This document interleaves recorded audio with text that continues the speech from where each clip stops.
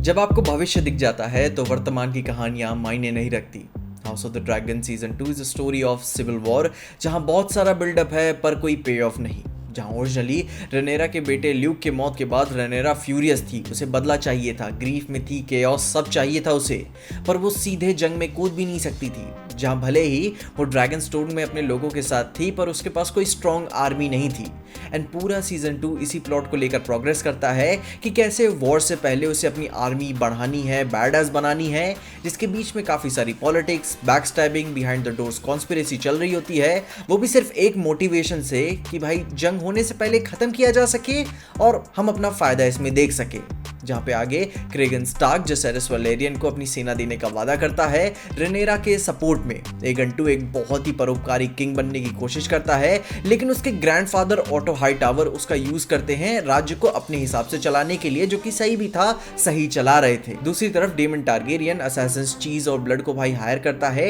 एमन को मारने के लिए, लेकिन भाई गलती से एगन के बेटे जसेरिस को मार देता है, जो कि भाई टेंशन और बढ़ा देता है, जिसके नतीजन रेनेरा डेमन से भाई अपना भरोसा खो देती है। एंड फिर काफी बहस के बाद डेमन हेरनहॉल चला जाता है अपने तरीके से एलाइज को रिक्रूट करने के लिए, जहां उसे ग्रेटर नैरेटिव का आभास होता है और साथ ही साथ अपनी मौत का भी। मीनवाइल रेनेरा एलिसेंट के साथ एक शांति प्रस्ताव का सुझाव देती है, लेकिन रेनेरा के अटेम्प्ट फेल हो जाता है जब वो रियलाइज करती है कि एलिसेंट ने किंग विसेरिस के आखिरी शब्दों को गलत समझ लिया और अपने बेटे को किंग बना दिया। जिसके बाद रिवरलैंड्स में ब्रैकन्स और ब्लैकवुड्स का काफी डेडली कॉन्फ्लिक्ट चल रहा होता है। ड्रेनीज अपने ड्रैगन मेलीज से क्रिस्टन कोल के ट्रूप्स पे अटैक करती है, लेकिन तभी अचानक से पीछे से एमंड अपने ड्रैगन वेगार और एगन अपने ड्रैगन सनफायर के साथ भाई अटैक कर देता है, जिससे रेनीस की मौत हो जाती है और एगन बियॉन्ड रिकवरी इंजर्ड हो जाता है, जिसकी वजह से एमंड अब राज्य प्रतिनिधि बना हुआ है करंट तौर से, और फिर वो कॉन्फ्लिक्ट को और भी रफली हैंडल करने लगता है। जिसकी दूसरी तरफ डेमन के काफी डिस्टर्बिंग ड्रीम्स और इंटेंशंस हमें काफी टेंशन क्रिएट करते हुए देखने को मिलते हैं, पर इन द एंड रेनेरा को काफी ड्रैगन राइडर्स मिल जाते हैं बास्टर्ड्स की मदद से, जिसकी वजह से उसकी जीत रिजर्व हो ही जाती है। जिसके बाद मसारा अपनी इनसाइडर इंफॉर्मेशन से किंग्स लैंडिंग की भाई जनता के बीच में उनको एब्यूसेस को भाई फ्यूल करती है और काफी एक्सप्लॉइट करती है, जो कि रेनेरा का पक्ष में काफी उसकी हेल्प भी करता है। जिसके अंत में जब एलिसेंट खुद को हर तरफ से असहाय देखती है तो एक फील्ड नेगोशिएशन का ट्राई करती है रेनेरा से, क्योंकि अब बहुत देर हो चुकी है। एमंड भी भाई डेस्परेट हमें इसमें नजर आता है और वो फील भी होता है, जहां वो सारी दिशाओं से अब सिर्फ जंग करीब आते हुए नजर आ रही है। और ये सीजन 2 बताता है कि ये सिविल वॉर का अंत हो चुका है और अब एक शुरुआत देखने को मिलेगी एक असली जंग की। एंड या it's a summary of all the events, जहां भाई शो के काफी हाई पॉइंट्स भी हैं स्लाइटली ही, बट साथ ही साथ ये काफी अंडरवेलमिंग है पूरा सीजन 2। फिनाले में खुद को भाई इतना स्ट्रेच करते हैं कि आपको ये blue balls they they, and इसे देख के लगता है कि ओके हो गया अब शुरू करो, लेकिन नहीं, अब 2 साल रुकना पड़ेगा जब सीजन 3 आएगा, और वो भी तुरंत ही नहीं शुरू करने वाले, क्योंकि भाई 2 साल के बाद आ रहे हैं तो फिर वहां अलग बिल्डअप देखने को मिलेगा। जहां भाई ये सीरीज कोई बुरी नहीं है, I mean game of thrones के 7-8 सीजन्स की तरह उतना बुरा नहीं है, पर गेम ऑफ थ्रोन्स की ये वाइब जो होनी चाहिए उस बेनाम पे ये बहुत ही ईजी फील होता है। राइटर्स ने कॉन्स्टेंटली बहुत ही लेस इंटरेस्टिंग पोर्शंस को पिक किया है, जो वेस्टरोस की दुनिया को काफी लेस चैलेंजिंग फील कराते हैं। क्योंकि इमेजिन करो कि हमें पहली बार ड्रैगन्स की लड़ाई देखने को मिल रही है, और वो कोई ऐसा फील नहीं होता कि टीवी हिस्ट्री में, गेम ऑफ थ्रोन्स की हिस्ट्री में आप पहली बार ऐसा कोई इवेंट को विटनेस करने वाले हो। बिना कोई ग्लोरी के वो एपिसोड्स ऐवे ही निकल जाते हैं, क्योंकि भाई CGI फेस्ट हमने कई बार देखा हुआ है, पर उसके आसपास जो नैरेटिव, जो माहौल बिल्ड करना था, वो नहीं किया उन्होंने। इट्स लाइक कि एक और नया दिन, एक और नई टीवी सीरीज जिसे आप देख के ऐवे ही निकल गए। और house of the dragon, game of thrones की ये सीरीज कोई छोटी चीजें नहीं होती, आप एक्सपेक्ट करते हो कि कुछ बहुत बड़ा होगा। एंड ऐसी बात नहीं है कि पिछले कुछ समय में हमने ऐसी एंडिंग्स देखी नहीं है टीवी सीरीज में, जहां पे बाई बेस्ट एग्जांपल आता है विनलैंड सागा सीजन 1 की एंडिंग। वहां से इसकी एंडिंग कंपेयर की जा सकती है एक हद तक, कि भाई कैसे जब हमें फ्यूचर के विजन्स दिखाए जाते हैं, प्रोपोजिशंस दिखाए जाते हैं कि क्या ग्रैंड होने वाला है, वो ग्रेटनेस आपको विनलैंड सागा के एंड में काफी अच्छा फील होता है। वहीं हाउस ऑफ ड्रैगन सीजन 2 की एंडिंग काफी एंटी क्लाइमैक्टिक है। अपने 2 सालों के बाद अपने ऑडियंस को ये सर्व करना, ये जानते हुए भी कि अगले 2 सालों तक इससे जुड़ी हुई कहानी को आप कुछ भी नहीं बताने वाले, ये काफी ही बड़ी मिस्ड अपॉर्चुनिटी थी। अब देखो, आपकी जिंदगी के 9 घंटे ऐसे ही खा नहीं जाते। मुझे कुछ चीजें पसंद आई हैं, जैसे कह सकते हो ना कि अगर दीवार पे 10 बार मैगी फेंकोगे तो कुछ ना कुछ तो चिपक ही जाएगा, ये ऐसा यहाँ पे हुआ है। मुझे पसंद आया जब एगन एंड लैरिस की स्टोरी ग्रेटर नैरेटिव पे फोकस करती है, जहां उनके भागने और जलने से काफी अच्छा कॉन्फ्लिक्ट कॉन्फ्लिक्ट नजर आता है कि ओके अब टेंशन लेने वाली बात है, सीरियस लेने वाली बात है। देवन 4 एपिसोड से भाई इसमें विजन्स ही देख रहा होता है और एंड में हमें रियलाइज होता है कि भाई मेरी तुम्हारी सबकी जिंदगी इस पर्पस से बहुत ही बड़ी है। रेना भी भाई अपनी ड्रैगन को लेकर आखिर में ही अपनी जर्नी को प्रोग्रेस करती है एंड कॉर्लियस भी अपने बास्टर्ड बेटे के एक्सपोजिशन को हमें आखिरी में ही उसका पूरा दिल खाली करते हुए देखने को मिलता है। एंड अब आई डोंट नो कि इन्होंने ये सारी चीजें सारी चीजें आखिरी एपिसोड में ही डंप करने को क्यों सोचा,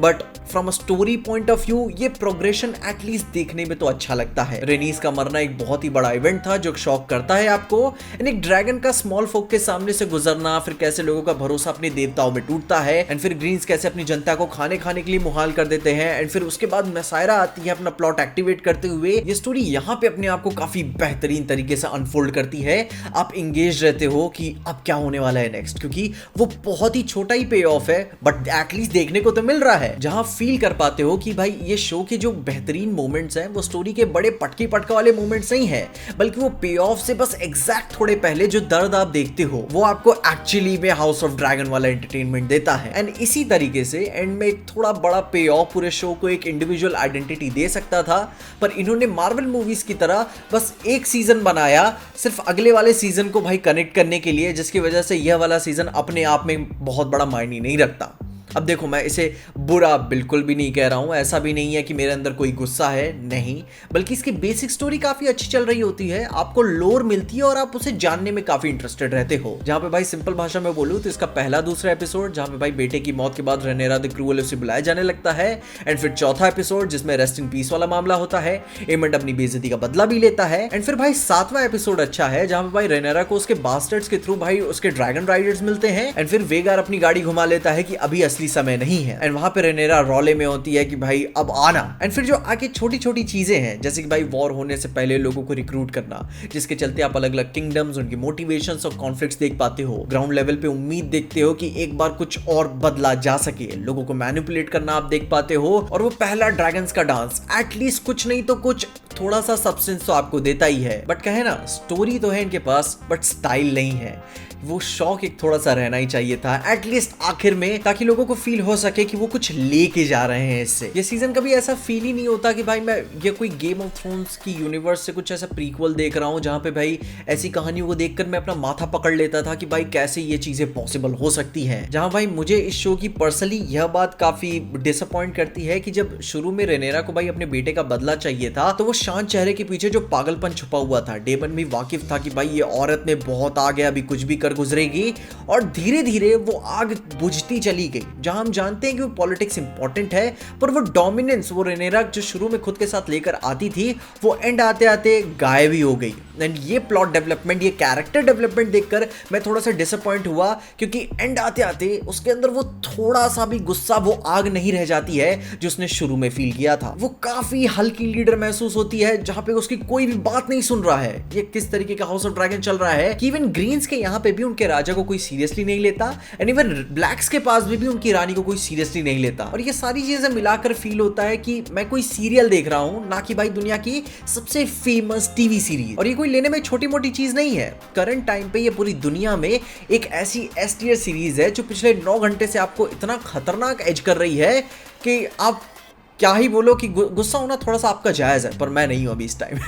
जहां एटलीस्ट सीजन 1 में ड्रामा तो था बट इधर तो सिर्फ प्लॉटिंग ही नजर आती है। एंड अगर कैरेक्टर्स की बात करना चाहूं तो पूरे सीजन में ग्रीन्स जैसे चूतिया अपोनेंट्स मैंने आज तक नहीं देखे, वो भी down to the point of ridiculousness कि भाई बायस फील होता है, जिसकी वजह से ब्लैक्स के एक्ट करने में भी कोई चैलेंज फील नहीं होता। डेमन बस सपने ही देख रहा है, जो कि भाई सीजन 1 में उसे इतना बैड एज बिल्ड किया गया था। रेनेरा की भी आग बुझती चली जाती है, और उसके बाद रेनेरा भी आधे सीजन में बस रास्ता ही ढूंढ रही होती है कि कैसे टाला जा सके। जहां पे भाई अब अगर तुम इसे बोरिंग भी कहोगे ना तो मैं मना नहीं करूंगा। बाकी तुम अपने ओपिनियंस बताओ इस disappointing house of the ageing season 2 पे। अपने ओपिनियंस तो मुझे कमेंट जरूर बताना, एंड उम्मीद करना कि ये गेम ऑफ थ्रोन्स के आखिरी कुछ सीजन्स की तरह फिर से भाई डिसअपॉइंट ना करे। बाकी तब तक के लिए अगर उम्मीद की बातें करें तो भाई मार्वल सिनेमैटिक यूनिवर्स में Robert Downey junior doctor Doom के तौर पे कैसे कैसे वापस आ सकते हैं, उसके लिए ऊपर मैंने डिटेल में ये वाली वीडियो बनाई हुई है जहां पे तुम अपनी सारी पॉसिबिलिटीज को एक्सप्लोर कर सकते हो। मगर तब तक के लिए देखते रहिए पीजे एक्सप्लेन।